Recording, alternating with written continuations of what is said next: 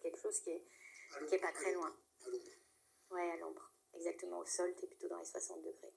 Et donc c'est quelque chose qu'on va vivre. Donc, écoute, j'espère que peut-être, si des politiques nous écoutent, si des gens qui parlent aux politiques nous écoutent, si des gens qui ont des pouvoirs à l'échelle territoriale nous écoutent, qu'il va y avoir une vraie grande prise de conscience sur le fait que le maïs, c'est plus possible.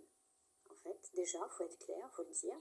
Il faut sortir de toutes les logiques de lobby et des dizaines de milliers de lobbies qu'on a et qui se cachent derrière la Commission européenne, nos politiques.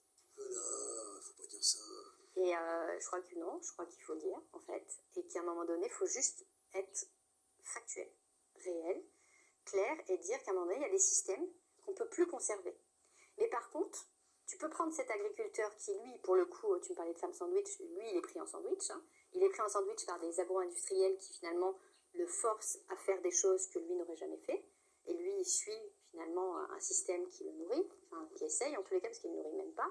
C'est même pas rentable, la plupart du temps. Et en réalité, pourquoi est-ce qu'on ne demanderait pas à ces sachants de la terre qui sont capables d'aller sur le terrain, parce que tous les citadins, il y en a plein qui se lancent dans l'agroforesterie, mais quand même, tout le monde n'est pas capable d'aller dans un champ tous les jours. Et bien pourquoi on ne lui demanderait pas justement, devenir quelqu'un qui va protéger le fait de capter le carbone. Tant qu'à faire, on capte l'eau aussi, hein, parce que quand tu séquestres le carbone, tu séquestres l'eau aussi. Donc ça résoudrait pas mal de problèmes.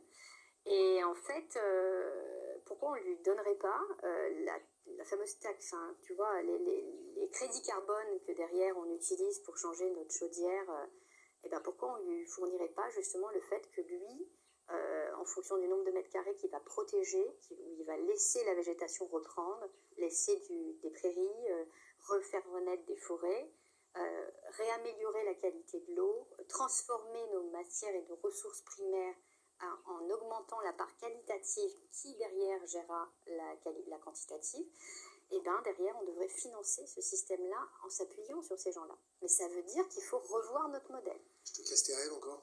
Non, mais c'est pas besoin. J'ai vu un agriculteur, un vice-président de la FNSEA, ça m'a suffi pour comprendre qu'on était encore très très loin derrière du modèle idéal. Je sais, vas-y. Je vais prendre l'aspect finance